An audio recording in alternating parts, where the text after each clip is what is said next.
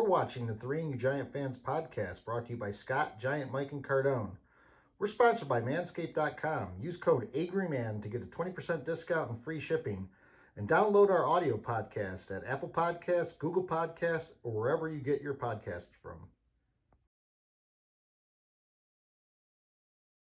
So we are the Three Angry Giant Fans, and much like the rest of the nation discussing the playoff games, championship games, that was a discussion of the controversial do-over play, where the officials keep inserting themselves into key moments, but there's a good point there that they're making about why can't they just let a play go on if no one stopped moving or whatever. There's no whistle that audibly blew.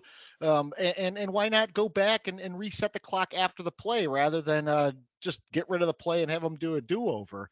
And there was a good point there. If there were whistles, no one heard the whistles. Why weren't there 5-6 whistles going instead of just one guy's whistle or something, I mean, yeah. I think was it one of you guys on the text that made the point, or did I hear this on TV that how did no one hear the whistles if the Chiefs had the ball? It was that stadium was a morgue at that point, wasn't it? I mean, I made that point because I was like, the Chiefs have the ball. The stadium's not roaring like like a maniac because they're letting the home team offense operate. Yeah, it's amazing. Yeah, it's just amazing how pissed off I can get just watching a game as a fan, let alone if that's like the Giants playoff game and that bullshit goes on, right? It's these officials, man. It's been a big topic of conversation on a lot of the sports talk shows the past couple of days. So we'll get into it. Sorry, Mike, I didn't mean to interject there quickly. You're dead on. I mean, I don't get it. And I'll let Scott finish the intro. Hopefully we can come back to this play because I have more things to say about it, but I don't want to take up too much pre-intro time here. Yeah. Yeah, so I'll do the intro. We are the Three Angry Giant Fans. Your host Scott, Giant, Mike, and Cardone. And I think a lot of this episode is going to be they're discussing some of the officiating calls that were made and the impact it had versus especially last year and some of the earlier games we saw in this postseason where we came away very impressed with the players deciding the games and not being, not there being much influence from the referees. But before we get into that, let's give a little shout out. We've been doing smaller towns. This one's sort of a bigger town. And I picked it for a reason. So hello, Greensboro, North Carolina. Greensboro. So Greensboro, it's up the road from us, where we are around the Charlotte area, but it used to be the home of the ACC tournament for many years. Mm-hmm. Yeah. And it was basically always a home court game for both Duke and North Carolina, and they would cruise into the finals of the ACC championship almost every year.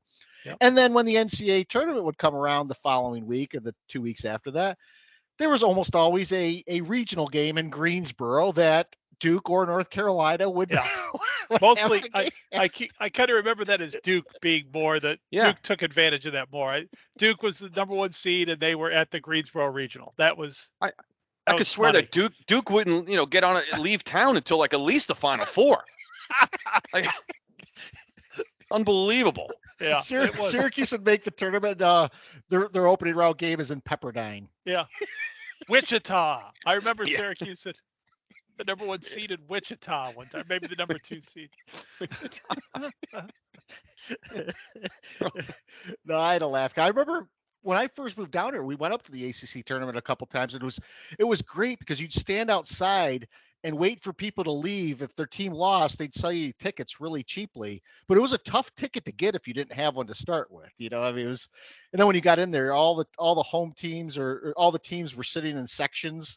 Like you were with the Wake Forest people, if you're a Wake Forest fan and so forth. So it was a good time, fun time.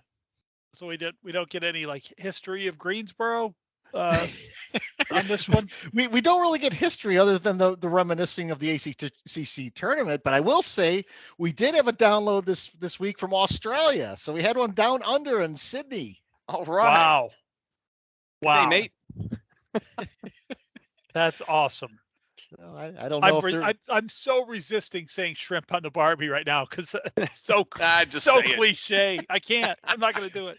We also had 4 downloads from Philly, and I'm thinking they were Eagle fans because we don't usually have much of a presence in Philly. Hey, if you guys are still listening there in Philly, hey man, fuck off. It's a Philly thing. Or it's the East Rutherford thing. Yeah.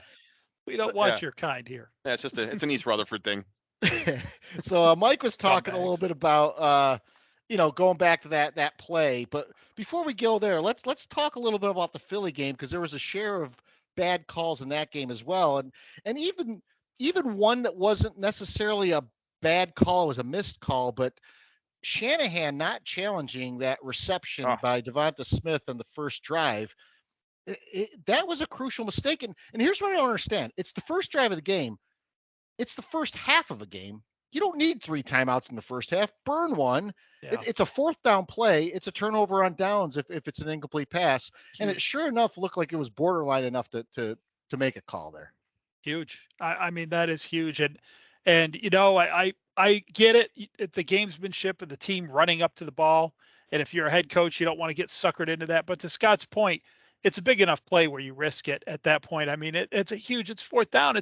It's turnover on downs. It's huge. And, I have some other, where's the expedited review on that? A bunch of questions about that. Yeah. But if they're getting close to the line of scrimmage, if you're the least Shanahan should have done is call a timeout. Even if he decides not to challenge, you kind of, just gather yourself there at that point of the game. But yeah, that's huge. Philly's been the recipient of some questionable coaching calls on the first drive against both opponents in the playoffs. It's Dable going for it on 4th and 8. And pretty much that set the tone for that game. And the play by Devonta Smith in this game, and it, shouldn't have counted.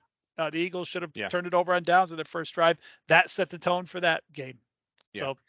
Yeah, I think the 49ers staff, that's you just mentioned it, Mike. I was going to say that's a 4th down play. So you've got to look at that. And the importance of that particular play, if that gets overturned, you're getting the ball back near midfield in a scoreless game in the where first quarter. You still have your starting quarterback. Yeah, where you still have your starting quarterback, right. We didn't know how the rest of that, it ended up being a disaster with, we'll get into that and backup quarterbacks. Jesus Christ, that was a sad display. But and then secondly, what was interesting is, we saw, we know the Eagles were, and every team does that, right? When it's kind of a questionable, catch, no catch, running up to the line of scrimmage. So they did their part.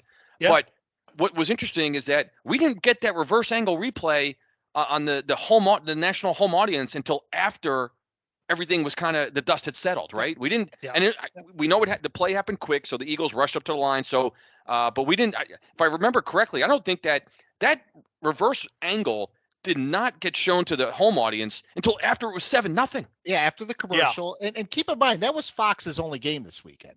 So they have a ton of cameras in that stadium. Mm-hmm. And to Mike's point earlier, one of my biggest questions here is we see this expedited review. And I was going to bring it up a little bit later, but it's pertinent now.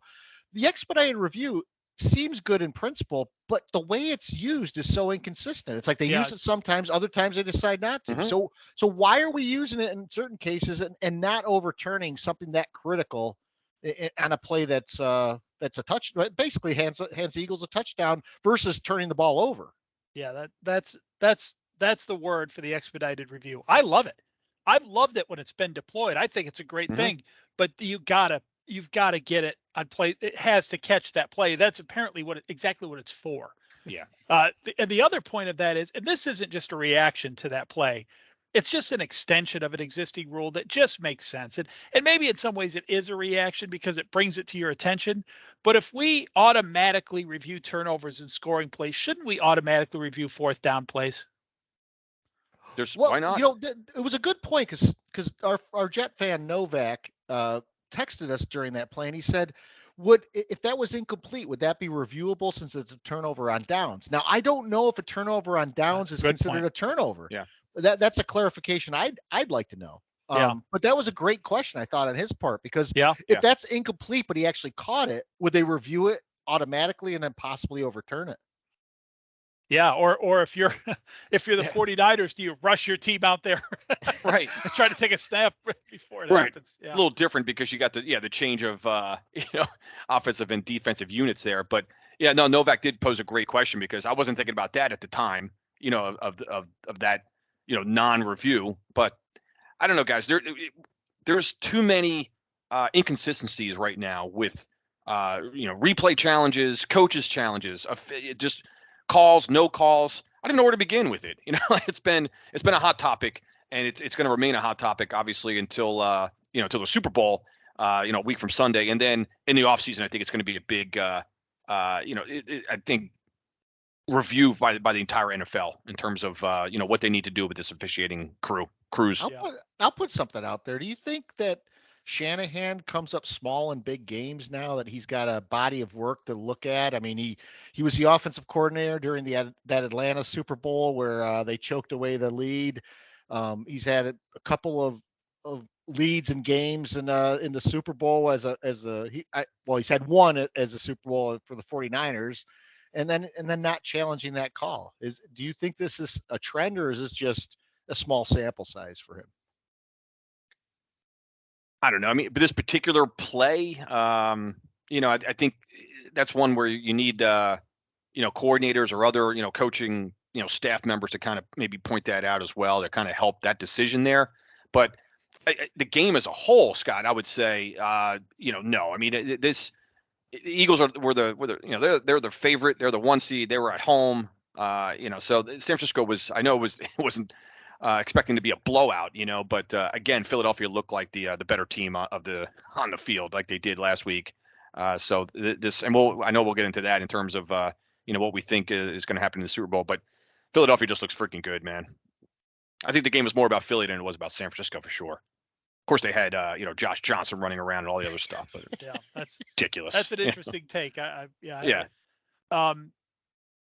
So I think that's a fair question in his career. I think that's a fair question. But to Cardone's point, I think it's kind of piling on to add this game or this call to that because, as he said, they were helpless. They were, that was a seal getting attacked by a polar bear. It just wasn't fair. I don't think you can add this to his legacy, but I think it's a fair question overall.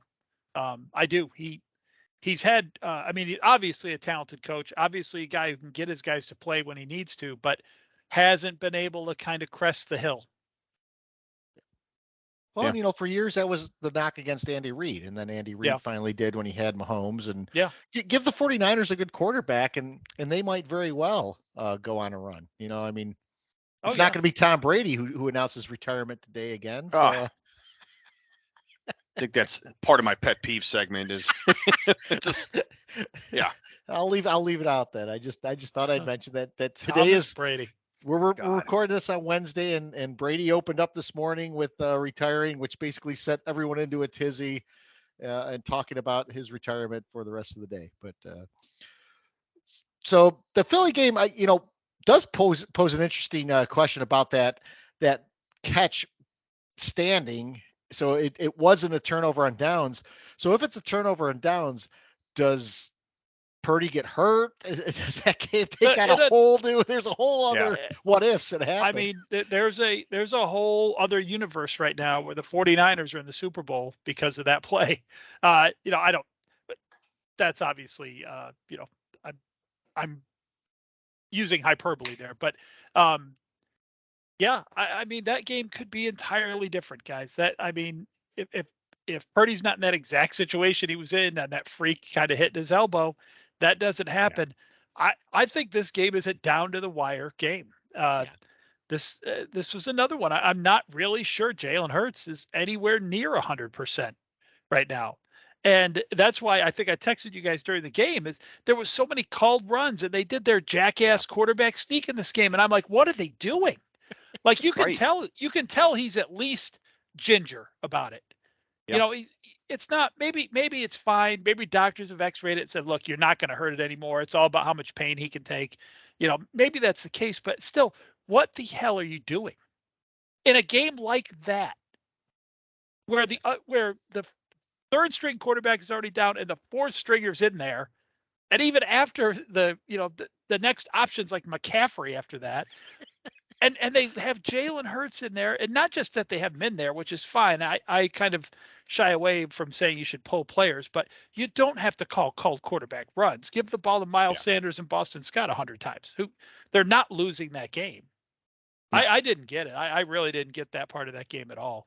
Yeah. Well, and when the game was anywhere close to being, up in the air, 50-50 ball game, I mean, it was 50-50. It was 50-50 at We saw a lot of flags coming in from John Hussey's crew. One that got me in particular, I think it was 21-7 at the time, and it was the punt that 49ers forced a punt, but they were called for roughing the punter. Mhm. And it wasn't a 5-yard running into the punter. Yeah.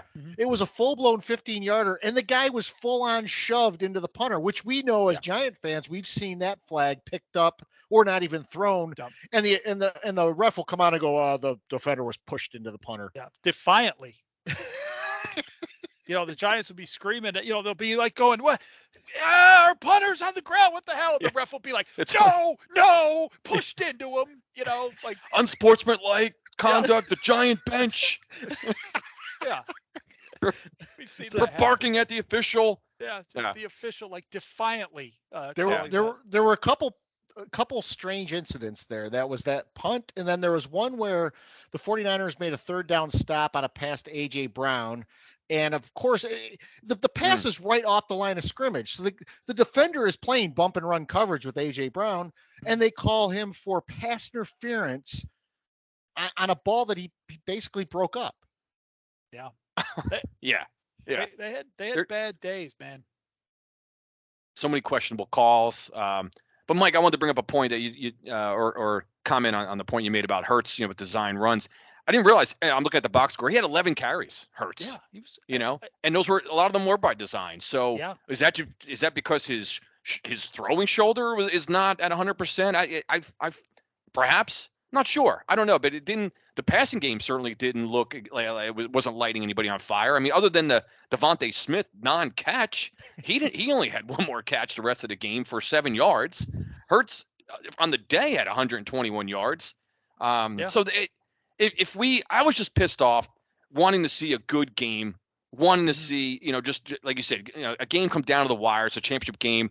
Our team was blown out the week before, so let's at least see. The Eagles have to really earn this victory. I had a feeling that, I think we all predicted they were going to win. Most people had the Eagles winning, but man, make them earn that win. And, with Purdy going down, and I think it was with Josh Johnson. And what do you expect from him, right? I mean, he's not going to come in off the bench and in a championship game and do any damage. But for God's sakes, do you have to fucking fumble the snap, on that one play? Yeah. I think it was 14-7 at that time, if I'm not mistaken. Was it 14-7 on the fumble? I think it was 14-7, and not only fumble the snap, but not even grab it. Well, then he pulled a Cam Newton. I was I'm not getting there. Yeah, balls fumbling around. It's a championship game, and there's Josh Johnson just kind of like casually, sort of like just waving at a loose ball on the ground. I was calling him Cam for the rest of the game after that move. That was such a Giant thing to happen. You sniffed that right out, Cardone. That was awesome. It's like when you bring in a backup quarterback, part of you goes, okay, maybe this guy could do something. Maybe he's been on this roster this long for a reason. But of course, no, if it's the Giants, they're going to come in, they're going to fumble a snap. They're going to fall right into the role of bad backup quarterback. And, it's just such a predictable outcome that he ends up getting hurt. It's amazing too with these third string quarterbacks how these guys come in for like 13 snaps and then they can't finish a game. It's incredible. Yeah. Don't you like that Dexter Lawrence can throw Kirk Cousins to the ground? He gets a personal foul, but Ndamukong Suh could just lay on Josh Johnson with his full body weight. There's no flag on that. He gets concussed. They immediately see that he's concussed and tell him to get to the blue tent. Yeah. Yeah, when like Jalen Hurts gets hit in the head, and like word from the Eagles bench, he's got a sore ankle.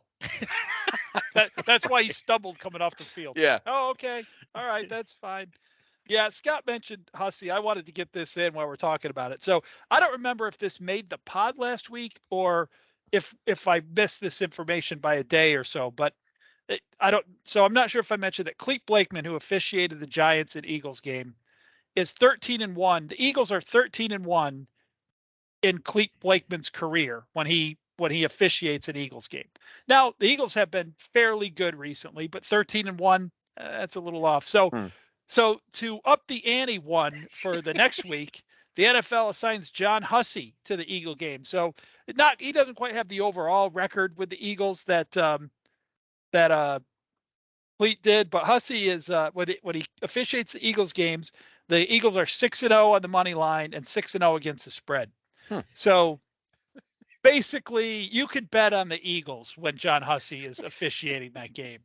So I love the handicapping here. Two playoff games at home, and the Eagles, coincidentally, I'm sure, get the two most Eagle-friendly officials in the league doing those two games. I'm sure that was just a coincidence. Nothing to see here. Move along.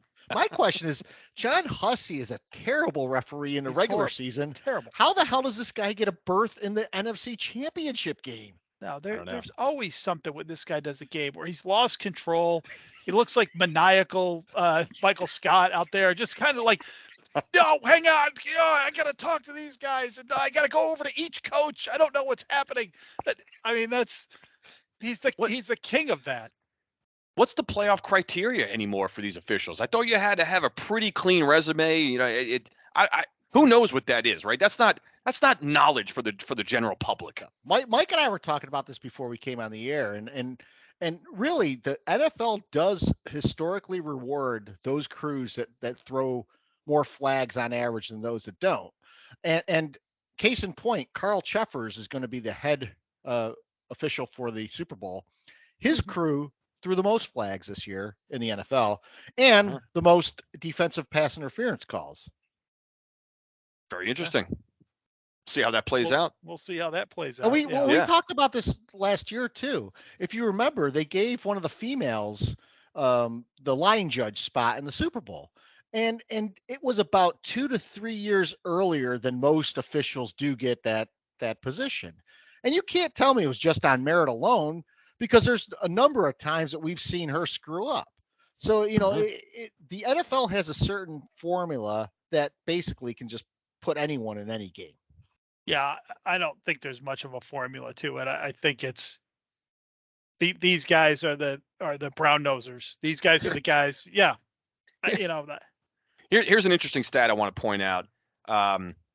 Yeah, I'm just looking at it now. Not that again, the Eagles won this game handily, but you know, for several reasons.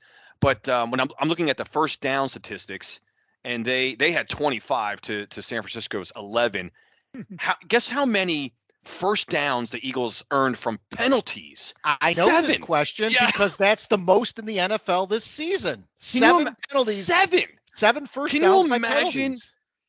A game where we're watching the New York Football Giants get 7 first downs on, from penalties. That's fucking unheard of. No, I was going to bring this this up. That's an entire season for the Giants to get 7. Yeah, I was going to bring this up because it's the most in the NFL this season, and it happened in the NFC Championship game. That's insane. That shouldn't happen. I want to go back because I feel like people might think we're saying something that we're not saying here. The Eagles win that game in those circumstances 101 times out of 100. Nobody here is saying the officials decided the outcome of that game. Correct. I don't think. I mean, now I will say, as going back to the beginning, the game could have been totally different and anyone could have won, but that's not on the officials. That's on not getting that replay out there. That was easy to miss, that catch. I don't blame the officials in full speed for missing that. But so that I want to make sure that people understand that. All I'm doing is bitching about the Eagles, and all this, by the way, I'm going to rehash a little bit in my pet peeve because we're dancing dangerously around my pet peeve right now. Yeah, and I know what his pet peeve's going to be. I almost was going to call you out on it. Now I won't because I know what it's going to be. There was a tweet that came out after the Chiefs game that basically said, look, the last call on Mahomes was a legitimate call, but we've seen way too much of the officials in these two games. And that's the point I think we're trying to make. The Eagles were going to win, like Mike said. I mean, you have Josh Johnson in there, and then you bring a Brock Purdy back on with a torn UCL, which you didn't know at the time, but he wasn't going to throw the ball more than 4 yards downfield. So you basically don't have a quarterback behind center for half that game, and the Eagles were going to win. But why did we have to have so much impact from the officiating crew inserting themselves? I think that was the question that we're going to bring up. We're going to bring it up again when we talk about the next game too. All up and down the field in both games. It's funny, when we send out the invite to meet to do this podcast, we we traditionally will give it a little short title. And I hosted this week, and my title is Refs Dominate Championship Week. And that's just what it felt like. Yes. I mean, the refs had the best weekend out of anybody. They certainly had more screen time. They dominated the shows. And you guys don't usually have any knowledge of what I'm using as the intro, so that fit in with the intro perfectly without you knowing. Yeah, we don't know the intros until 5 minutes until we go on. Yeah. 2 minutes until we go on. Yeah. Yeah. Hey, trivia question. Go ahead. Okay. No, go ahead. Trivia question for you guys. What number was Josh Johnson on the Giants? Ooh. Let me think. For some reason, I want to say 17, but that doesn't sound right. 7 is ringing in my head. 8. 8. Oh, hey, Danny Dimes. Danny Dimes. Yeah, Danny Dimes wears it a lot better. what was Geno Smith? Was he 7 for us? I don't remember Geno Smith, and I don't remember Josh Freeman, who had a cup of coffee with us as well. Yeah, Geno. Oh shit, what was he? He was a single digit. I think. Was he? I like thought he was 4, two- but I could be 3? wrong. Geno don't might know. have been 3. Yeah, I think he might have that's been. I right. think he was 3. Yeah. Yeah. Like a Cardone knows I know. he knows the jersey Fictional numbers characters. from Ampipe. Yeah, right. Yeah. Djordjevic and Salvucci, but I can't. I can't. Yeah. I could give you the starting lineup for the White Shadow is Salami and Coolidge and Thorpe and God. Coolidge. yeah. Coolidge. The Jefferson. Thorpe and Salami look like they didn't even belong on a basketball court. Nah, get the hell out. Salami. They also didn't belong in high school. They were 38 years old. How did these guys lose games? Right. You know what bothered me a little bit in the Eagles game is if you look at now what Fox is left with from an announcing crew, their number one crew is this guy Joe Davis and Greg Olson. Yeah. And no, Kevin Burkhardt. It was Kevin Burkhardt and Joe and Greg Olson. And Burkhardt, for some reason, he thought he was watching like a Madden game. I don't know how many times he used the phrase activate. Well, the Eagles have activated the run game on this drive. Well, the 49ers, they really need to activate Deebo Samuel in the passing game.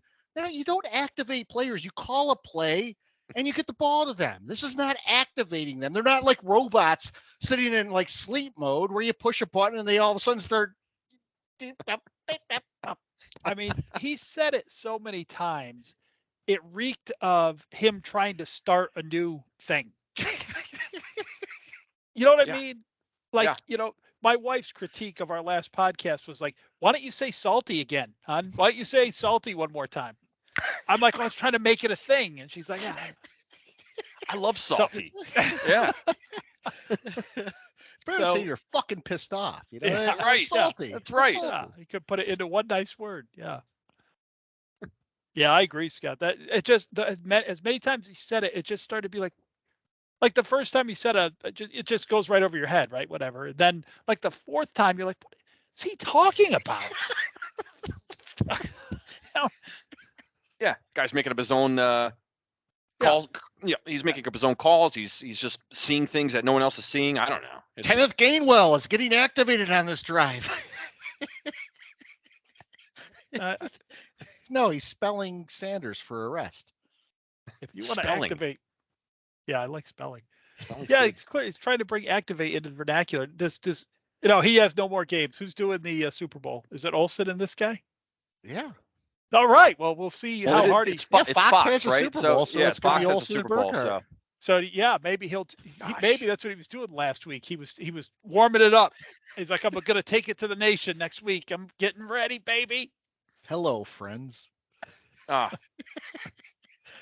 Speaking of which, us being in the Charlotte area, I have to mention the loss of Billy Packer. He's not a football guy, basketball guy, but I listened for years. His son, Mark Packer, had he was on the airwaves here for sports radio for much of when I first moved down here, and I used to call into the radio show quite a bit. I didn't even talk about the Giants.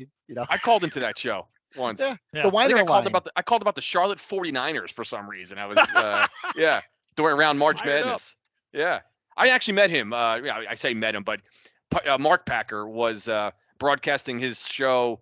I'm trying to remember the sports bar I was at. I want to. It doesn't matter. Didn't but they hang out at Jackson Jill's a lot from that? They were at yeah, Jackson you know what? Jill's. Thank you, Mike. It was Jackson Yeah. Jill's, and yeah, I think I knew he was going to be there, so he popped in and just we're chatting with him for a little bit. And he was again in between breaks or whatever, and he was just a cool guy, just kind of hanging out with fans and listeners there. So that was kind of cool to meet him. Guys, no one outside of our realm of Charlotte's going to understand this reference, but they tore the scoreboard down today. Oh, did they really? They did. They're putting a used car lot in that place. What? The scoreboard was an iconic sports bar that had like stadium style seating. You could dial in your own audio for the TV you were watching. whatever That's TV right. you wanted to watch. A little speaker on your table. You could set your speaker to that TV. I mean, that place was epic when I first moved here. I might have moved back to Binghamton sooner had the scoreboard not been there. Scoreboard was also the site of one of Scott's greatest moments. Well, actually, several of Scott's greatest moments happened at the scoreboard. We'll give a brief synopsis of one of them. So I was reenacting. We're all Knick fans here. I was reenacting the Charles Smith going up, getting fouled but not getting called for. And as I'm going up like the third time, the lady behind me has the platter of 100 chicken wings, and I basically shove them up in the air, tumble them all over. Some of them went on me. I had sauce on my pants. And unfortunately, who the server was, it was like her first night serving. That's incredible. She just dropped the platter, went to the back, and just started bawling. I think she left. Yeah, it was no way. She was trying to help clean it up, and she was bawling, and she's like, "It's my first day. It's my first day." Oh God. And you got Scott barking at her, probably like, "I'm reenacting Charles Smith, who couldn't put a layup in. He's 6'10", cost us a Eastern Conference championship against the Chicago Bulls in '93." Most heartbreaking loss. I looked at it like he was hacked 5 different times and never got the call. Yeah. And then the waitress comes in and hacks him. Just to add to the. There was another good one there where we were there one night, and there was a guy 2 seats down from Scott. So there's Scott. I'm on his right. There's a guy 2 seats down on Scott's left who looks, I mean, just identical to Kenny Loggins. If it could have been Kenny Loggins. And Scott and I have been there a while. This might have been later the same night for all I know, but Scott kind of leans over to me, and like when a drunk guy thinks he's whispering but he's not. So Scott's like, "Holy shit, he looks like Kenny Loggins." And so I turn and look at Scott, and Kenny Loggins is looking at Scott from the other side. Scott says it like 4 times, and then the guy finally goes, "I know I look like Kenny Loggins." I think that's the same night the bartender disappeared for a while, and I tried to climb over the bar and grab a couple of beers. Yeah. Oh, that's awesome. Yeah. Always a favorite. Always a favorite of the bar staff. I don't know what they hate worse. People climbing over and stealing beers, or people asking what the specials are. You know what's funny is I have no idea what Depends on where you go. Like. So I could pick Kenny Loggins out of a lineup. I have no idea what Messina looks like. And you never hear from Messina anymore. Did people know there was a Loggins in Messina? I cannot picture it in my head. I do. You know what I picture? Messina is like Kenny Loggins, but with a goatee instead of a full beard. I remember a Mike Messina on a pitcher for Yankees. the Orioles and the Yankees. Yeah, I remember him. Well, I don't think that's the same guy. Might have been. So Scott, of the 100 wings, like how many remained? Was there were any left on the platter, or all 100 were just airborne? Fully did a 360. Everything went down. Like there might have been a random wing that landed on the table. Like all of them were just all over the floor. They had to bring out the cleanup crew with the big mop and everything else. Yeah, there wasn't a single survivor. Carrots, celery. Yeah. Ranch, blue cheese, you name every the little red and white trays that they separate into 10 wing pieces. All of those were strewn about. She might have had a couple beers on that tray too, but I tell you, that Charles Smith non-layup, I got into a bar fight over that play. I was vacationing. I was vacationing with a bunch of guys, a bunch of buddies from Jersey. We were down there on a golf trip. We were in Hilton Head Island. And what's ironic, a couple things.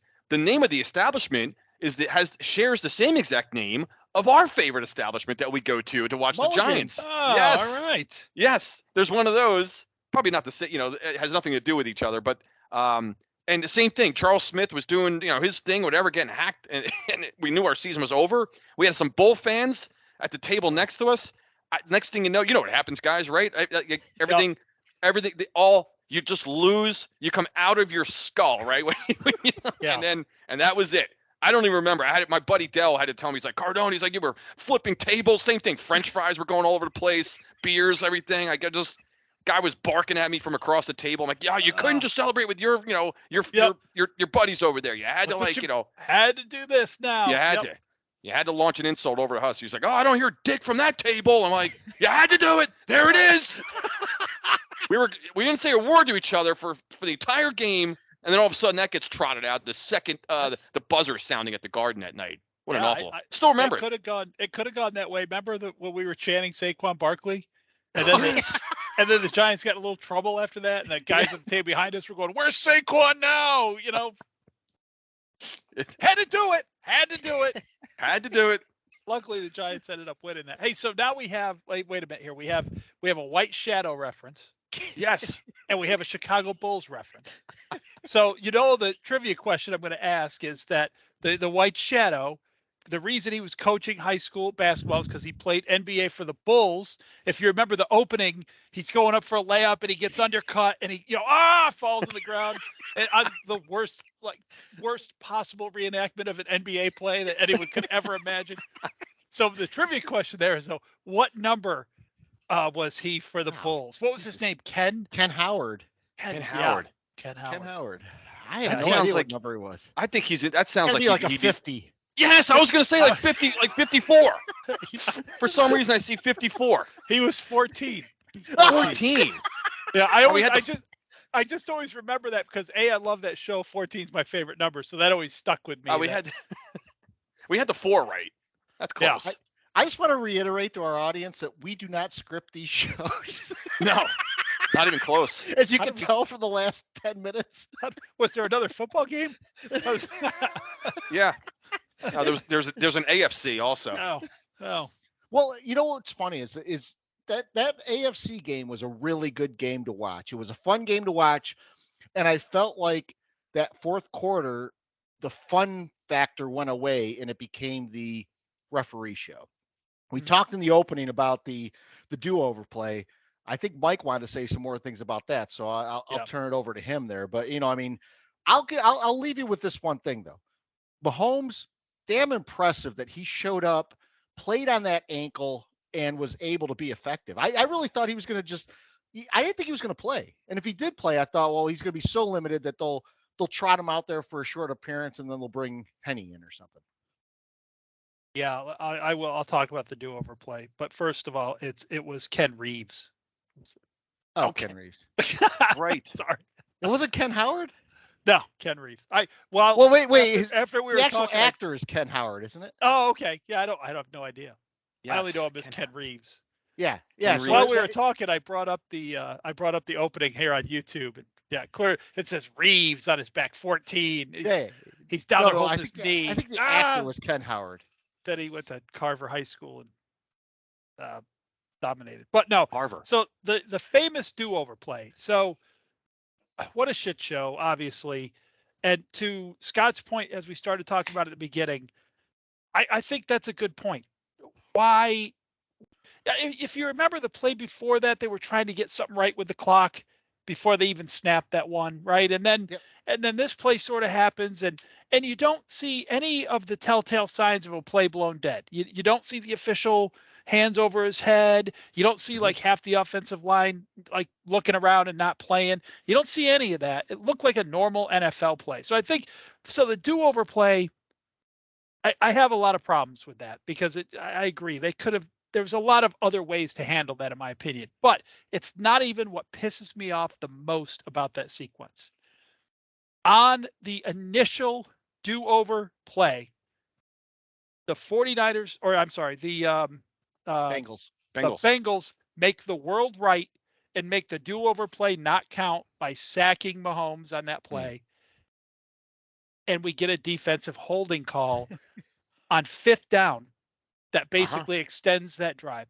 Yeah. That's what pisses me off.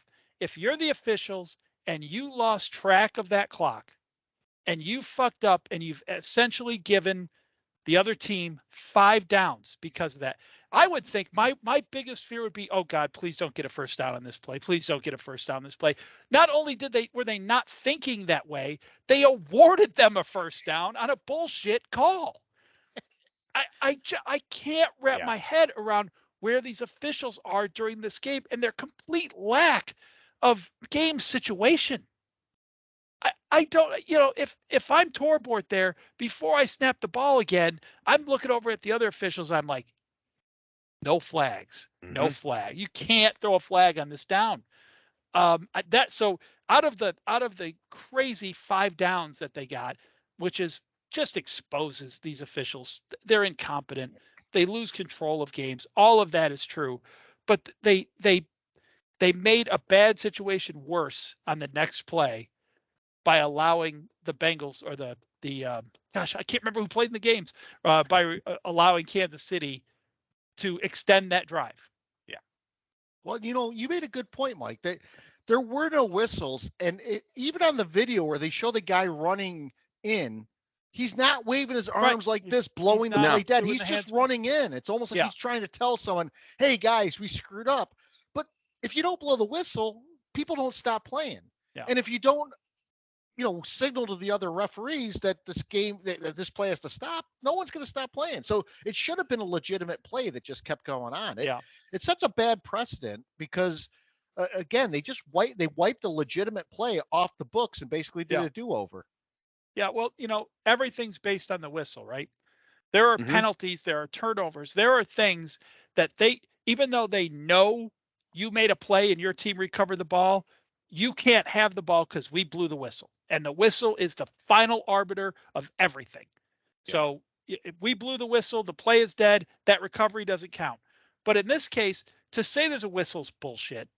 There was no whistle. What Scott said is right. The referee was running in, not thinking they were about to snap the ball. He just wants to get someone's attention to say the clock's not running again, but he doesn't blow his whistle. So the play goes on as a normal play. I don't know. I do appreciate them getting together and trying to keep clock integrity. I get what they were doing, but you just got to think for 1 minute about the impact of that and the magnitude of this game and what that's going to look like. And like I said, after you decide, you know what, I don't care that it's going to look bad. My job is the clock, and the clock is wrong. And the only way to get this right is to replay that down. Even if you make that decision, you cannot throw a gift first down flag on 5th down. Yeah. No, that's a great point, guys. I was thinking about that as well. And just couldn't believe. I mean, you guys made every point that I was just listening along to your comments here and just agreeing because you covered everything on that play. You really did. The only thing that I was going to add again was I always look at these games. Imagine if this was the Giants, because we're the 3 angry Giant fans. I got to throw that in there, just like, and because I just want to see the game called correctly. There was a great game. I kind of found myself rooting a little bit towards Cincinnati, but I really didn't care if Kansas City won that game either. But you just hate to see it determined either way, shape, or form if the officials have any overriding impact on it. And I kind of had that feeling all the way until the last drive. Zach Taylor wanted to explode, and how many times he literally mouths to the refs, "What the fuck?" I mean, he's doing this over and over again. Like, guy, what are you doing? What are you doing? Yeah. Now, just in case anyone wants to know, Zach Taylor's face in that situation looks like the face of someone being prison raped. That was what that would look like. It's true. What's happening? What's happening to me right now? Stop it. Now, I don't have the final penalty numbers in front of me. I do know that the Chiefs had quite a bit of an advantage over the Bengals, but one thing that stood out is the Bengals have a much better receiving crew than the Chiefs do. You have Jamar Chase, you have T. Higgins, you have Boyd, you have Hurst, you have all these guys out there.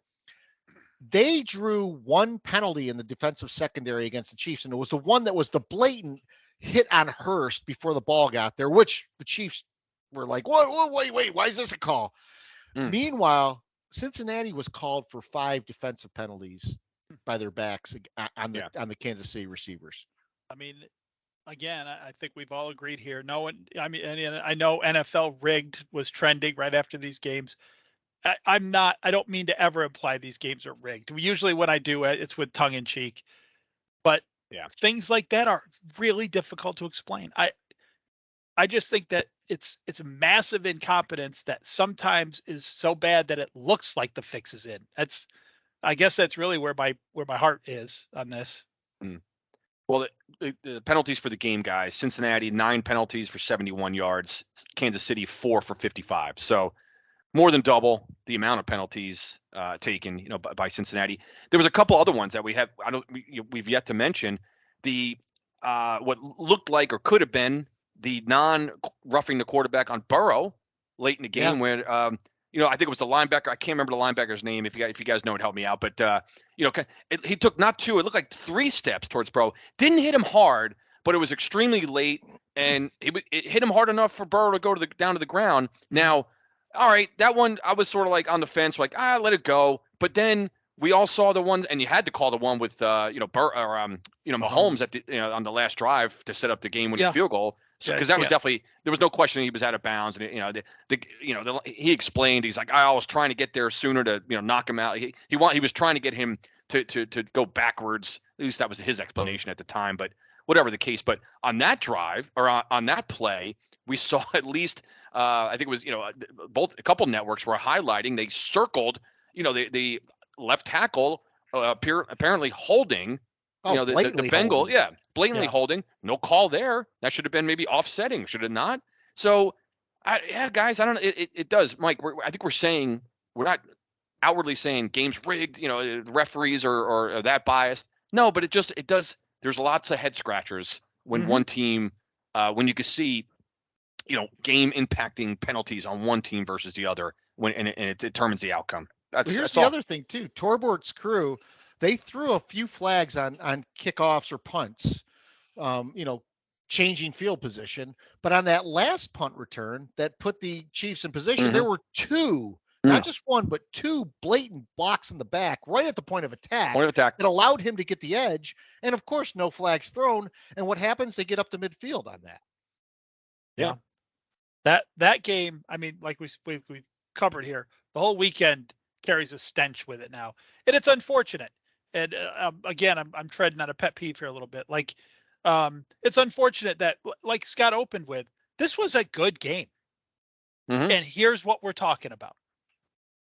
Now, a lot of people would go, but that's always what you guys talk about. But because it's always happening. I mean, if you go back to that Chiefs-Bills game last year, or you go back to Wild Card Weekend, Super Wild Card Weekend, we talked about how letting the players play the games or letting players decide things, it results in a really good game to watch. The flow's there; they're not stopping every time. And in this game and in the Philly game, there were so many penalty flags that the flow is completely just destroyed. Yeah. I remember those shows around Super Wild Card Weekend last year. And I think it was like 5 out of the 6 games on Super Wild Card Weekend were just amazing games. And the big thing about officiating we talked about last year was that, the point is to help the offense and that they want scoring. That's why there's all these defensive fouls.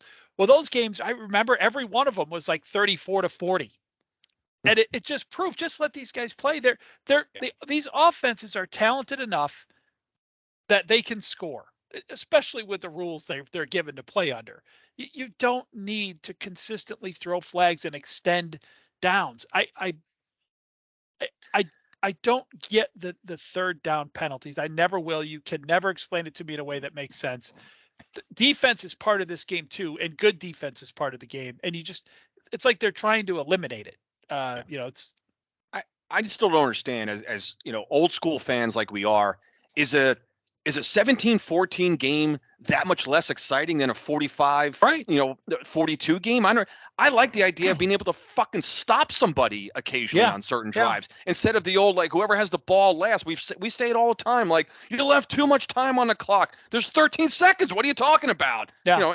In some cases that has been the case. So I don't understand. Is the NFL so concerned, obsessed, paranoid about losing fans if the scores are, if we have games in the teens versus in the 30s? It's bullshit. Don't we have stars on defense as well? It really reminds, that's awesome, Chris. That's really good. And it reminds me of the trap that NASCAR fell into. Kind of the same deal. They got concerned about losing fans because there's the same group of guys at the top all the time, and they completely changed it to even the playing field, which is always results in a bad idea in real life and in sports. It's always never works. But now their fandom is the lowest it's ever been, and it could happen to the NFL too. Although NFL's kind of plays on a different playing field than any other sport. I don't think they ever have to worry about losing fans. But no, $18 billion a year. Yeah. And that's another point. If you want to talk about money, it's inconceivable that the officiating in this league should be that bad. Money is not an object to fix it. Yeah. No. It's not. You can do anything you can dream up, any bizarre technology with radio chips at both ends of the football, or anything you can come up with, they could implement. They have more money than God. I mean, that can't be an excuse. Is it really got to be? They can't be worried about preserving the integrity of the game. Shit, they started blowing that up 5 years ago.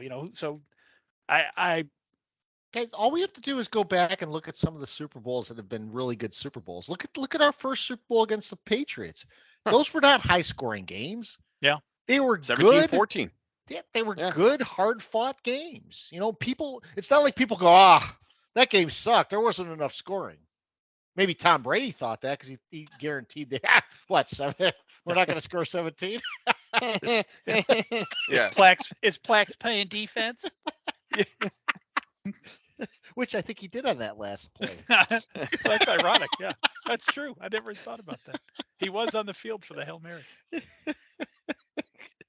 So, any last thoughts on that Chiefs-Bengal game? I will say this. I got to give both those teams a lot of credit. Like I mentioned earlier about Mahomes, very impressive in playing with injury.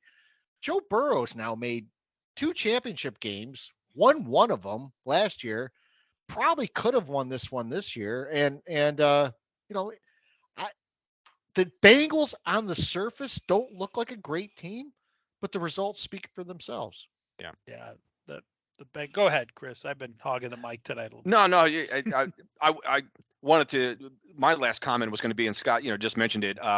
Is Patrick Mahomes? Well, both these quarterbacks, right, and both these teams. But Patrick Mahomes, this guy, I thought the same thing. I was thinking that he really would just be so limited in this game, where he wasn't going to be very mobile. You just didn't know even how effective he would be just pushing off that injured ankle. So I don't know what the hell how injured he really is, or what the staff did this week to get him prepared. But the guy just played amazing, and my hat goes off to Mahomes again, because, and I like the guy. I do. I like both. I like Burrow. I like Mahomes. I like these 2 organizations really.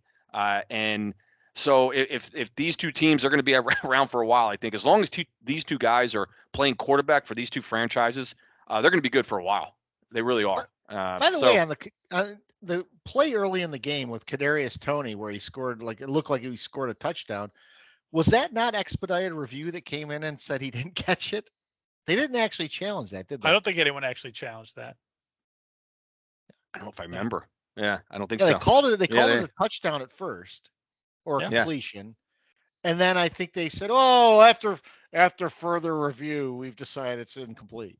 Yeah. And it was almost identical to the play. You're right, because I think that's the one where after they came out, they said, after discussion, incomplete pass. And the announcer of the game was like, what he means by after discussion was expedited review. Like New York called and said, that's incomplete.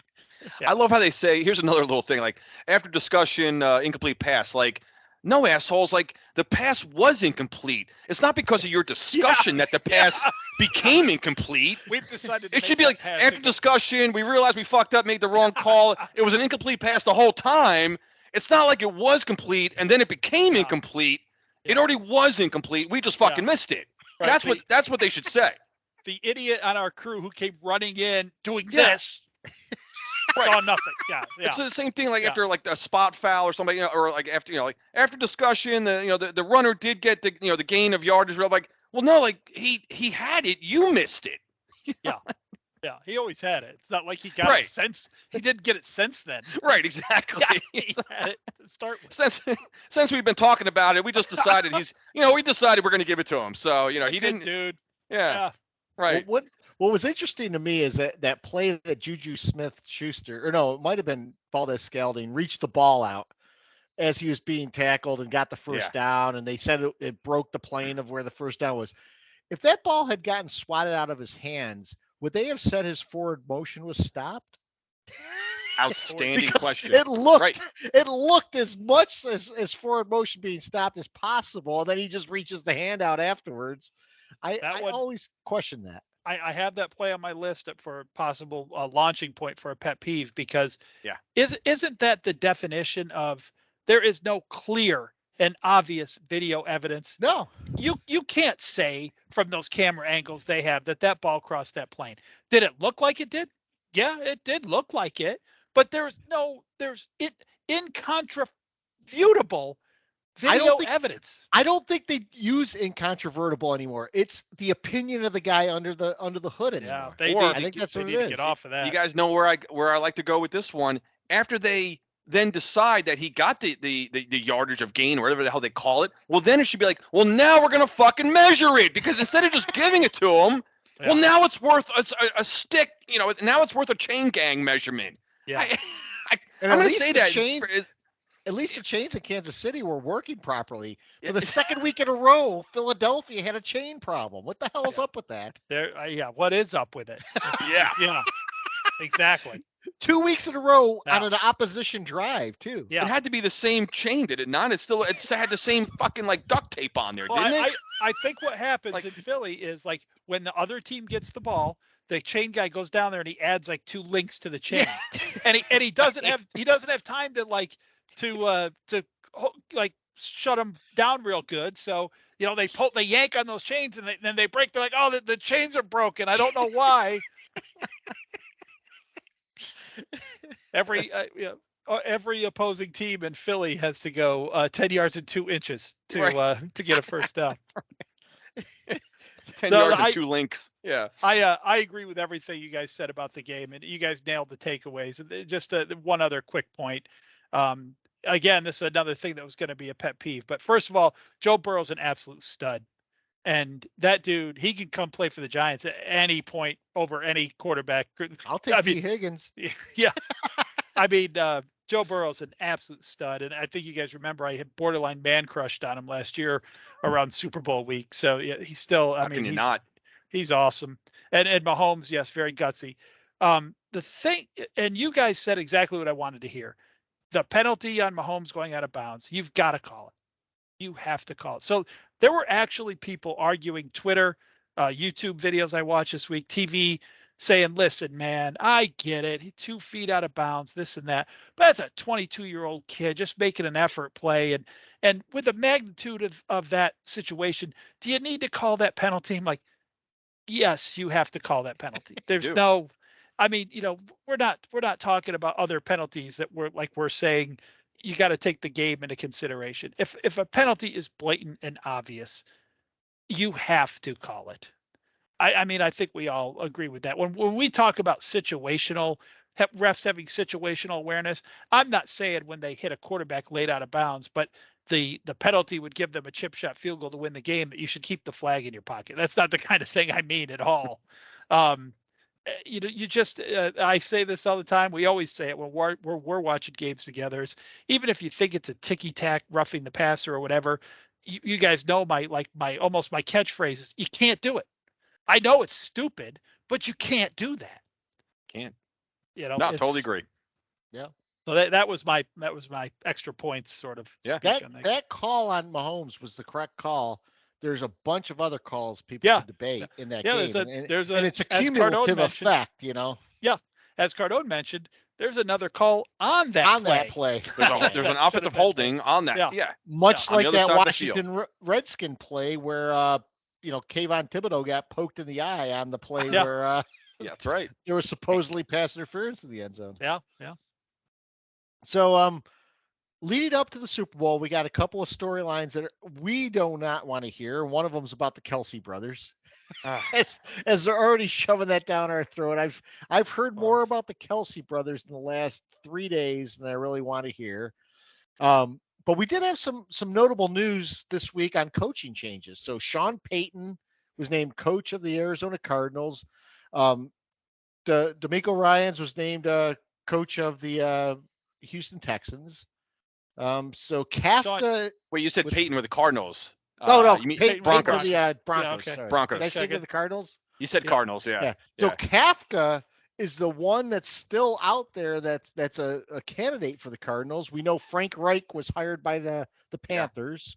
Yeah. So there's not a lot open for either Wink or Kafka. I guess the two big ones right now are Indy and Arizona. Yeah. I think Indy's still open. Indy is still open, I believe. It is. Until they try to find some way to give it to Jeff Saturday. That's not going to happen. Wink had at least a second interview there with Indy, right? He did, yes. Yeah. That's I don't. Yeah. I haven't followed back up on that to see. We're at least some murmurings or some reports from the last interview he had there. And a big one to me, the Cowboys fired 5 coaches, including mutually decided to part ways with Kellen Moore, who's now the Chargers offensive coordinator. Yeah, I found that one to be up. interesting because somehow McCarthy is turfing blame onto everyone else but himself. Sure what it looks like. And if I'm a Dallas fan, my thought is get rid of McCarthy, keep Moore, maybe not, find some way to keep Moore. I don't want to be my head coach, I don't think, but find some way to keep him there. But Kellen Moore, you talk about winning the lottery. He goes, I mean, it's pretty, I would think if he can't win with Dallas, then maybe he's not that good of an offensive coordinator to start with. But, I mean, people are questioning Dak Prescott. Now he goes to Justin Herbert, who for all the world looks like a better quarterback. They have some good receivers there. He's got a back that can do everything. So, he just went from one good situation to another, and he doesn't have to deal with Mike McCarthy and Jerry Jones. Sign me up for that. I mean, that's a pretty good jump. Definitely be interesting to see Prescott in 2023. I want to see which direction he goes from here, because he didn't have a great end to his season, save for the one playoff game. And he is getting it from every side. Yeah. And speaking of Dallas coaches and everything, throwing people under the bus, it wasn't only other coaches. There's been players and coaches who've kind of made comments that you can interpret as, if we had a better quarterback, things might be different. So it'll be interesting to see. I know our resident Cowboy fan hates Dak Prescott. They're stuck with Dak for a few years, though. They really can't cut him, without incurring a terrible cap hit here. Yeah. Jerry ain't scared of cap hits. Yeah, that's right. He just circumvents them. Yeah. Yeah, the cap next year will mysteriously go up exactly the amount of the cap hit that they're taking for this guy. Now, we will have history in the Super Bowl. So this will be the first Super Bowl with 2 black QBs starting the game. So you have Hurts and then Mahomes. So that I didn't know that. I didn't would even have thought that had happened, yeah, but I would have hasn't. figured by now that it happened. Yeah. Yep. Well, that's awesome. Yeah. You guys. Yeah, they were talking about that. Skip and Shannon were talking about that. I guess yesterday, making highlight. Yeah. Same thing. I wasn't quite. I wasn't certain. I thought we've kind of had reached that by now, but evidently we hadn't. Trivia question: first black quarterback to start a Super Bowl. Doug Williams. Yeah. Doug Williams, Washington, Williams. In Super Bowl 22. Yes. So they destroyed the Broncos. Yeah. Just an Broncos. absolute. Did the Broncos lead that 10-0 or something like that, and then lost 54-10? You think about the AFC back then with the Broncos and the Bills. They just served as the whipping boys for all the NFC powerhouses back then. How just in the did. world that streak that continued on into the 90s? I wonder who. I have to look it up. Who broke that streak? But oh my, what's that? That was going on 20 Was it years. Denver? Did Denver It was. break it? I think it was Denver. Denver I over can tell Atlanta? you, it went from the '83 Raiders were the last AFC team. It went from the '83 when the Raiders beat the Redskins, and then '84 started with the Niners, and then they didn't. The AFC didn't win another Super Bowl until 96, wasn't it? No, because Green Bay beat New England in '96. It was '97. They went from 97. '83 And it was to Broncos the with '97 Terrell Broncos Davis. when they beat. Yeah. I think they beat Atlanta or It yeah, was or no, Atlanta, it was Green Bay. I think the first they won back to back. I think they beat Green Bay first. That was Elway with the helicopter run, and then they beat Atlanta the following year. Yeah. Oh, I forgot they won back to back. Yeah. Yeah, the Mike Shanahan, Terrell Davis years there, right? Terrell Davis. Yep. So I know Mike's got a pet peeve tonight, so we'll start with Mike. Yeah, I just don't know how. First of all, my first real use of this, how salty we all have been for 2 weeks, and then this past weekend of just officials ruining the weekend. How can we not just be bubbling over with pet peeves? I mean, Lowe. I know Lowe thinks I never have any. I got so many tonight, Lowe. I don't even know what to do with them. I had to mix them into regular conversation. Maybe I should have saved some up, but I'm gonna go with one that I decided on shortly after the Eagles game, and that is, again, this kind of rolls back to something I've talked about a lot this year, and that is how media people and these people who do interviews, they can never say anything negative, right? So that's been sort of this thing. So by any measure, can you think of an easier road to the Super Bowl than the Philadelphia Eagles have had right now? I mean, you mentioned earlier they look good, and they're beating teams by large margins, but I mean, what they just got an overmatched Giants team served up to them on a platter. And then the next week, a pretty good 49ers team, but a mash unit by the end of the first quarter. A team that got Josh Johnson in a championship game. Yeah, they're playing a team that can't even field a quarterback. But the media has to be like, oh, this dominant 49er runs invokes memories of the Bears in '85 and the Giants in '86, and these other teams that just smashed their way through the playoffs. And I'm like, slow down. Let's just slow down a little bit here. This team has had, I'd have to think real hard to think of a team that had an easier path through the NFL playoffs. And, the scores have been good. And I think that people are looking at the scores more than the actual games. The Eagles team that crushed the Giants looked like a juggernaut. There's no question about that. But again, the Giants were overmatched physically, emotionally, mentally. They got out coached. I mean, every bad thing that could happen happened, and then some things went in the game against them as well. So yeah, okay, Eagles get that one, but the Eagles did not, to me, look like they were playing A-game football in the NFC Championship game.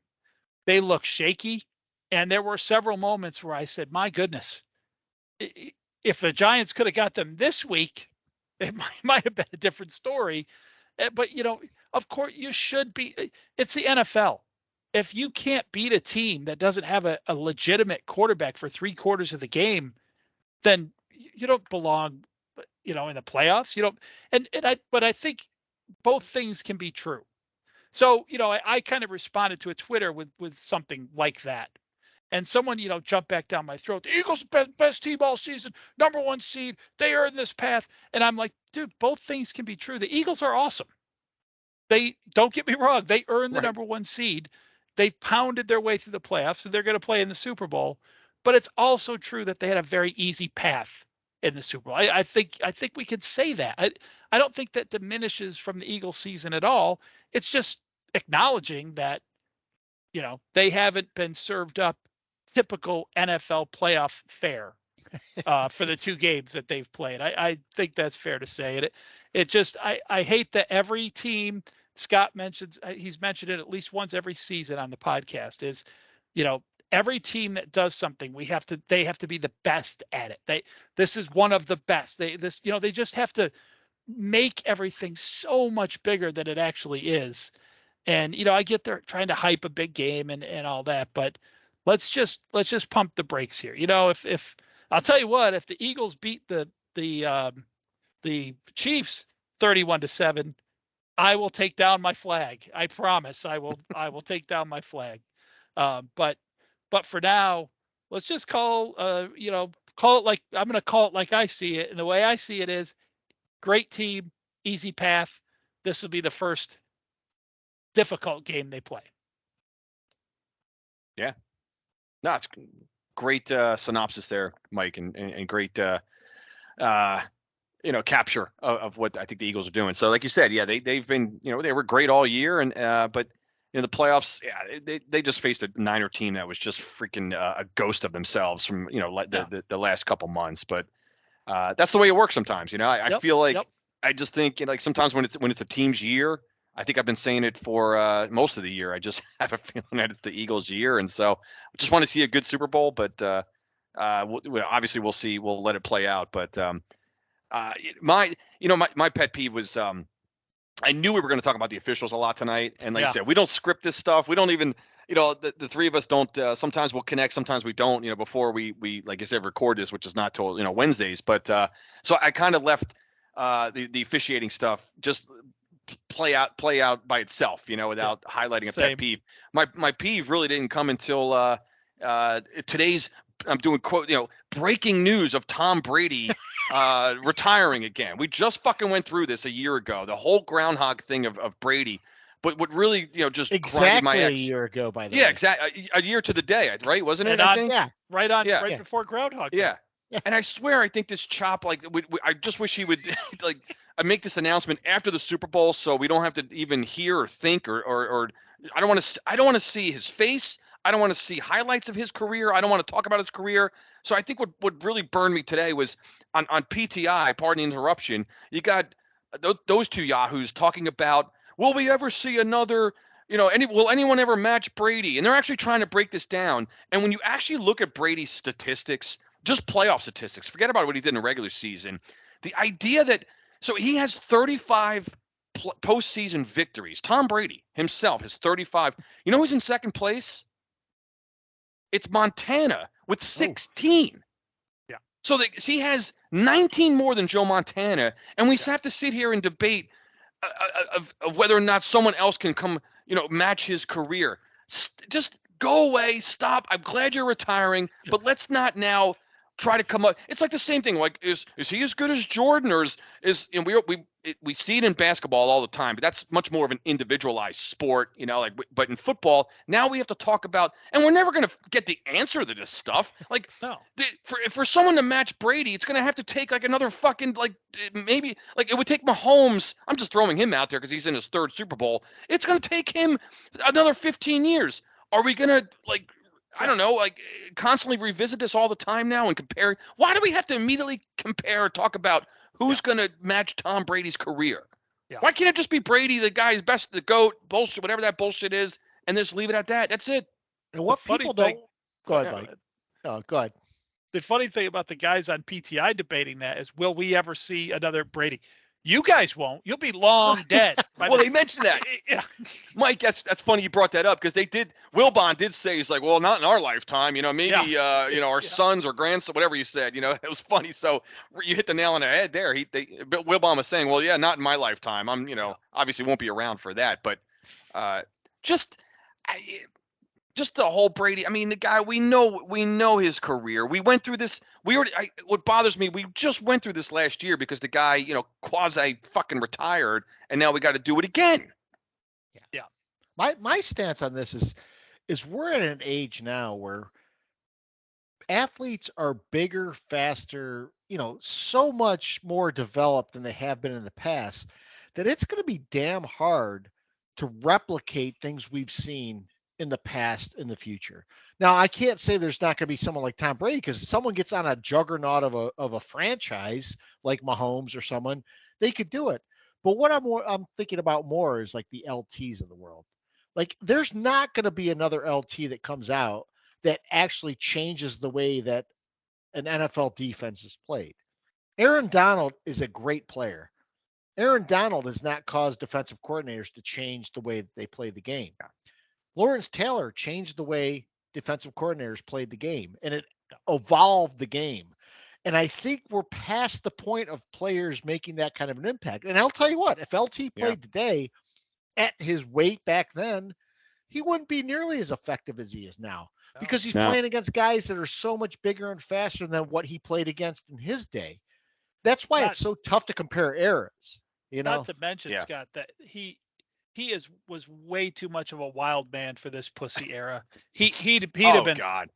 Can you? I mean, if you just go to YouTube and like search for Lawrence Taylor highlights, you just watch them and you're like penalty, penalty, penalty, penalty, penalty. Every one of them is a penalty today. So true. Can there be another Lawrence Taylor? No, he'd be thrown out of the league. Well, that and 6-game suspension, point. Year suspension, definite suspension. Yeah, it's a great point, guys. Yeah, there can't be in this pussification of America league that we're watching. Yeah, but I think it goes beyond just him and the way he played. It's more to the fact that so many players have evolved now to where they're so big, so fast, so strong that it's really, really tough for one guy to come in and dominate so much. You're like, this guy is head and shoulders better than anyone else in the league. And you just don't see that anymore. Yeah, it's hard to imagine. I mean, for our younger viewers, you know how sometimes tight ends stay in for a second and chip the linebacker? That never happened before Lawrence Taylor came into the league. You know how the Washington Redskins started this, where they would keep an extra back in the backfield just to help a tackle block a linebacker? That was invented to block Lawrence Taylor. Joe Gibbs invented that formation to block Lawrence Taylor. So when you talk about these guys that you now compare to a player you never saw play live, you're full of shit. I mean, these guys you mentioned are all great players. You know, Khalil Mack a few years ago, Aaron Donald, but they all have to immediately be compared to LT, right? Is he LT? Is he LT? When offenses start having to go back to the drawing board and reinvent everything that they do and rethink the game when they're playing this guy, then I will say, hey, this guy's on LT's league, but it's not going to happen. Yeah. So my pet peeve is more, there was news that came out this week that Tyler Huntley is a quarterback on the AFC Pro Bowl team. So Tyler Huntley played 6 games this year, started 4 of them, had 660 yards passing, 2 TDs, 3 interceptions, and a 2-2 record as a starter. Yeah. This guy made the Pro Bowl. Why not just blow up the Pro Bowl? Why not name guys to the Pro Bowl and just leave it at that? Why are we even doing the charade of cornhole and 2-hand touch football and bowling and all this other shit that's going on? I would love to see another one of those like Battle of the Network Stars deals, you know, yes. or something like that kind of competition. I love it from a nostalgia standpoint. But why the Pro Bowl has long gone, even for the last decade, it's not been relevant. You know, why are we trying to revive it? Why not just name these guys players and then maybe have a skills competition at the end that includes everyone in the NFL? You know, anyone can be part of it. Tyler Huntley making the Pro Bowl is about the biggest slap in the face to anyone who's a quarterback in the AFC. You know who the 3 quarterbacks are in the NFC, by the way, or AFC are? Trevor Lawrence, Derek Carr, and Tyler Huntley. What? Those are the 3 quarterbacks in the AFC. It's because other guys bailed out and don't want to play and all that, or well, Mahomes can't because he's in the Super Bowl. Yeah. I don't know why Justin Herbert's not there. I don't know why Kenny Pickett's not there. I don't know why, Joe Burrow's not there. Joe Burrow's not there. Joe Burrow's not in the Pro Bowl. Josh Allen's not there. Josh Allen, Tua. I mean, you can go down the list. There's lots. I mean, I have a feeling these guys have just declined to play, right? I mean, I have no idea. they get credited for making the Pro Bowl, though, right? Yeah. You don't have to play in the fucking flag football game. Well, or that's the whatever it thing. is. This year, you do have to get, in Or- order to get credited, you have to show up. Yeah, they changed that rule. I remember Okay. that. So I don't know I don't know what you participate in. Maybe to It's- participate in the sorry board game that you're playing against the NFC or something. I don't know what the hell they're doing.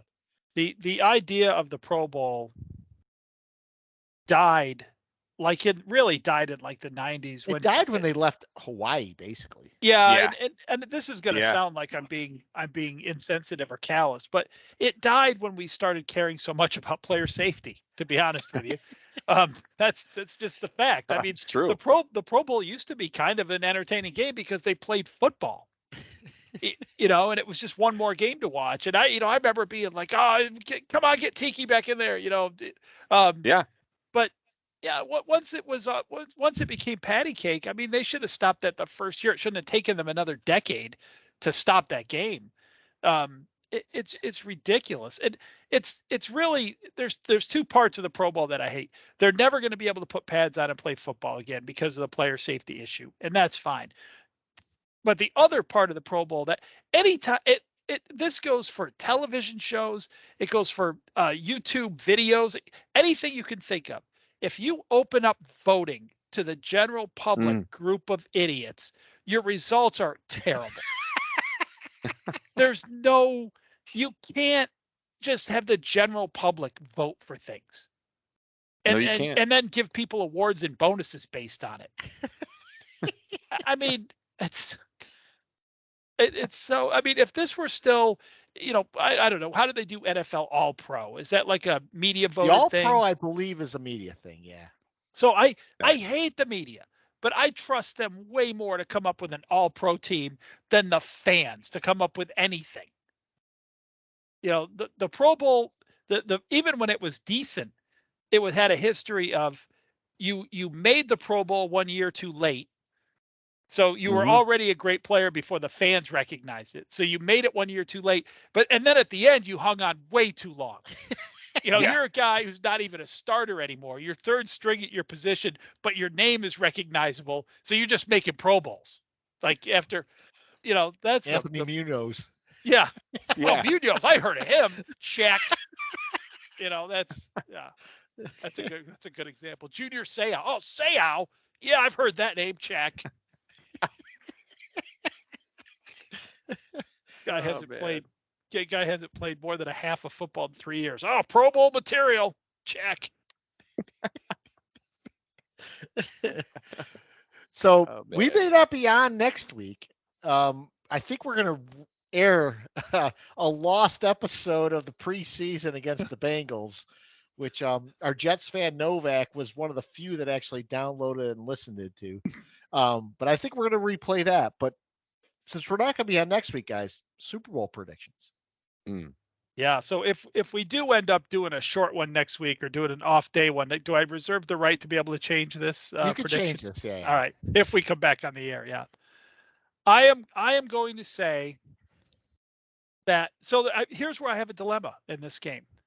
I have called on the football gods to make something happen twice this season. And that is when Kansas City did the ring around the rosy play. I said that football gods hate that shit, and you're gonna get punished for that. And then Nick Sirianni's performance all throughout the playoffs and probably throughout the year. I haven't paid attention to this guy, but the football gods do not reward jackasses like that. So the football gods have a dilemma here, and I'm kind of worried about what they might do, like collapse the stadium or something. I don't know what's going to happen. A tie? Yeah, we might have a game that like they have to stop and bring the players back to settle the next day. Do a skills competition, cornhole, free throws. All right, we're gonna play horse. All right. So I think the football gods are I don't know what they're gonna do here. I mean, they have to get together, have a vote, figure this thing out. But I think in the end, they are gonna decide that ring around the rosy once in a decided game against the Raiders was less asshatty than Nick Sirianni's season-long performance and they're going to allow the Chiefs somehow with Patrick Mahomes, who presumably will be a little bit healthier, to win this game 31-23. Chiefs. Yeah, man, I'm dying to agree. That's a great breakdown, Mike. By the way, I love when you bring the football gods into the conversation of predicting wins and losses, because I love doing that myself, and because they're even going all the way back to Bill Parcells. They were, oh no, the football gods, like don't mess around with them. They won't let you get away with that. They control a lot of stuff. But man, I've been saying it for. I think you guys know where I'm going to go with this. There's just things happening where I feel like it's the Eagles' year. They've had that look, and it's just like it's one of those things where, again, because it's always about us, right? I mean, it's always about us and our Giant fandom and stuff, and we had one of those years where that we've been begging for, right? For the last, just be relevant, have find our coach, have our team, Daniel Jones, the whole thing. So we had.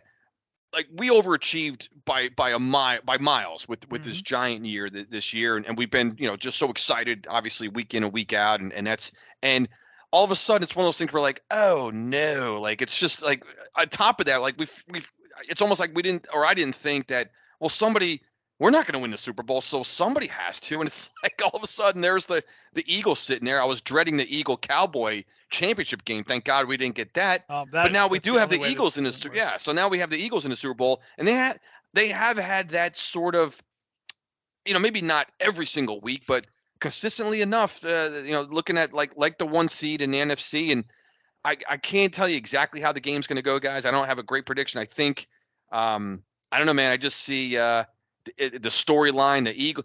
I can already see the headlines. Eagles beat former coach Andy Reid. The whole thing. I have a feeling, as much as I believe in Mahomes and Reid on that Chiefs sideline with Jason Kelsey and everything that they can do, I just have a feeling the Eagles are gonna get another Super Bowl win, and I think they're gonna add another one to their and so now they had none for the longest time, and now I think they're gonna add a second one, and I'm going with a score of I think, and I'm looking at I'm going all the way like 34-24.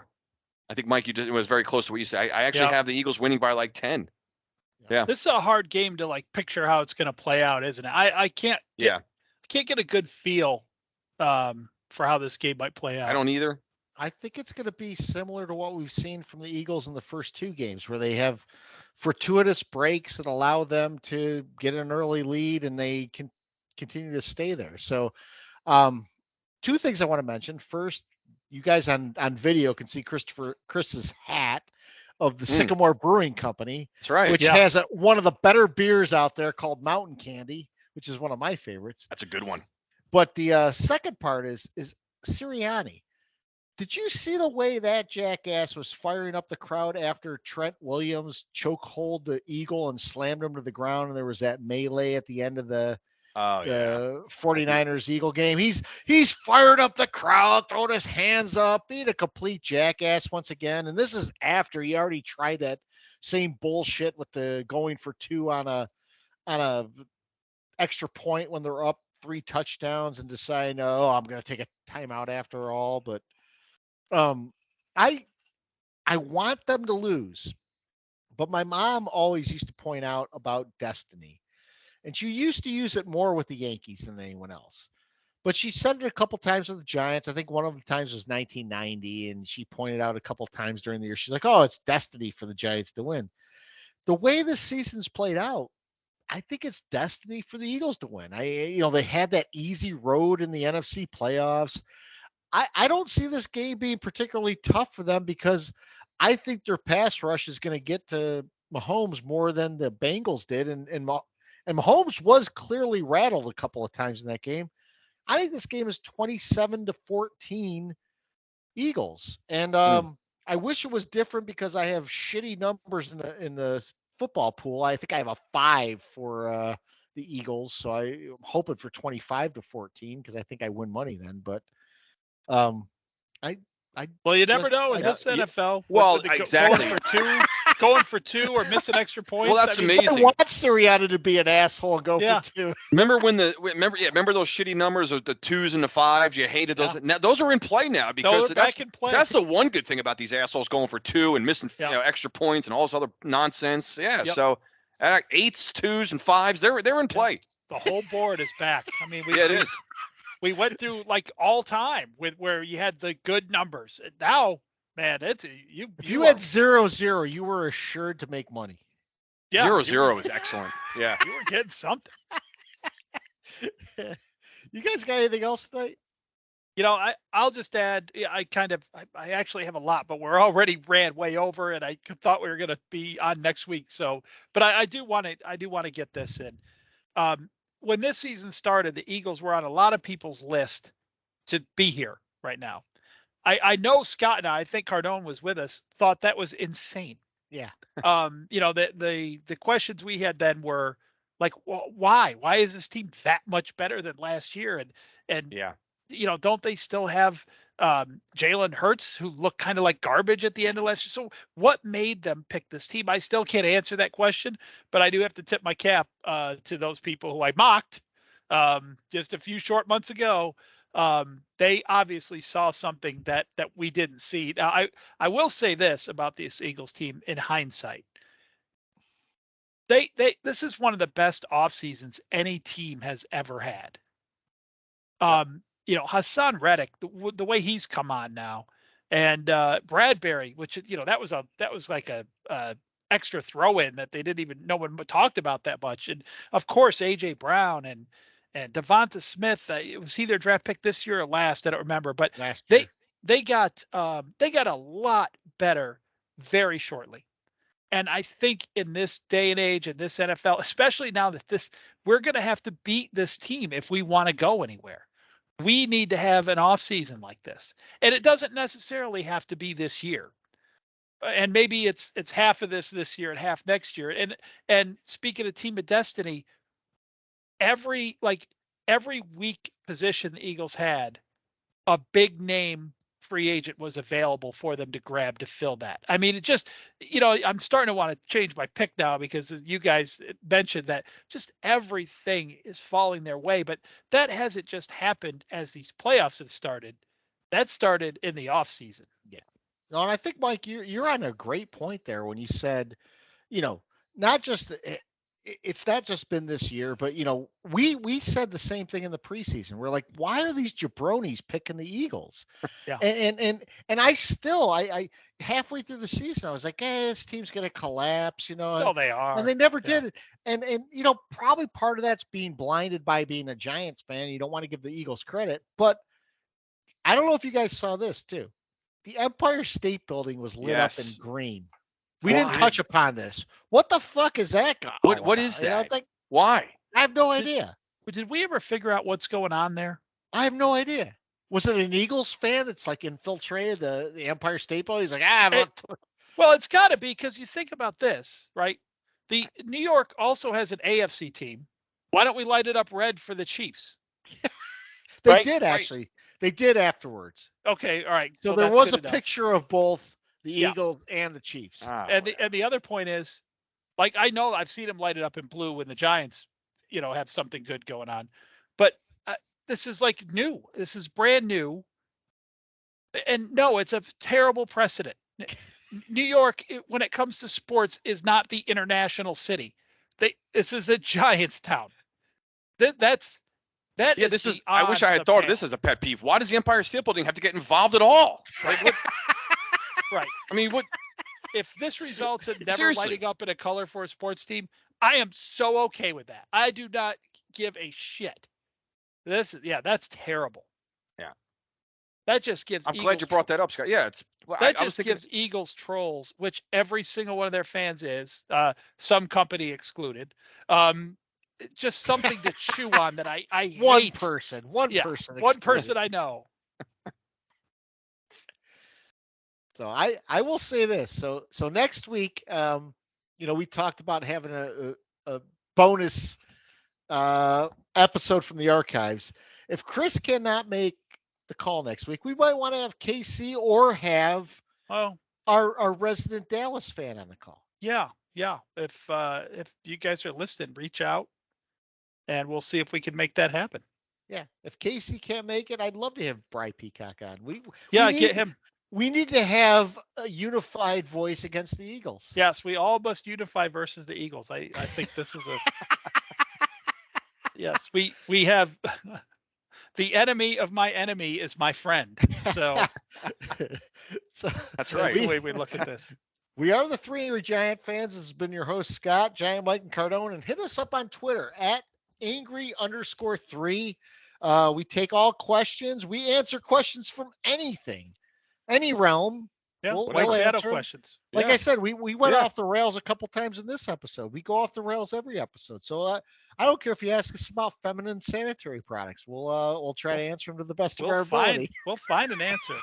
Hey, man, 70s and 80s TV shows, numbers, All of them.